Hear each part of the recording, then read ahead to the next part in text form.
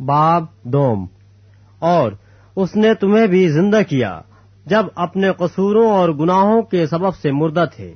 جن میں تم پیشتر دنیا کی روش پر چلتے تھے اور ہوا کی عملداری کے حاکم یعنی اس روح کی پیروی کرتے تھے جو اب نافرمانی کے فرزندوں میں تاثیر کرتی ہے۔ ان میں ہم بھی سب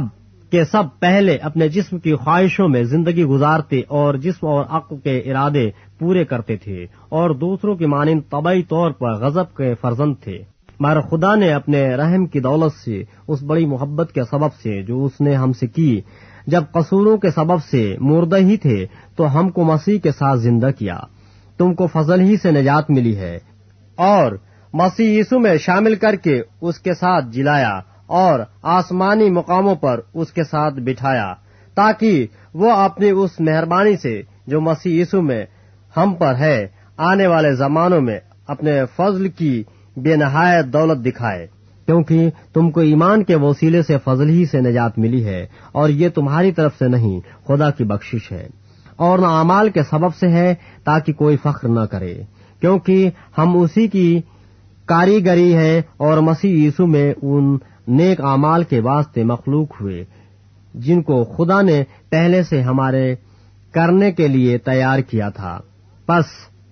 یاد کرو کہ تم جو جسم کے روح سے غیر قوم والے ہو، اور وہ لوگ جو جسم میں ہاتھ سے کیے ہوئے ختنہ کے سبب سے مختون کہلاتے ہیں، تم کو نامختون کہتے ہیں۔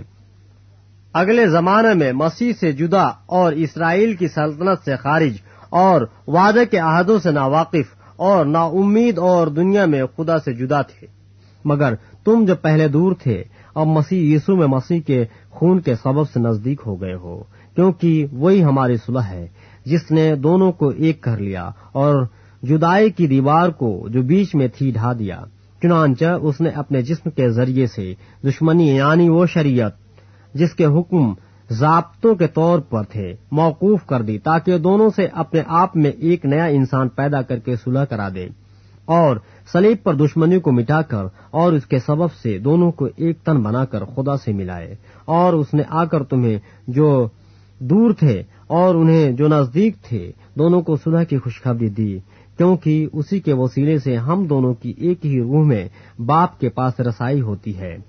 پس اب تم پردیسی اور مسافر نہیں رہے، بلکہ مقدسوں کے ہم وطن اور خدا کے گھرانے کے ہو گئے، اور رسولوں اور نبیوں کی نیو پر جس کے کونے کے سرے کا پتھر خود مسیح یسوع ہے تعمیر کیے گئے ہو۔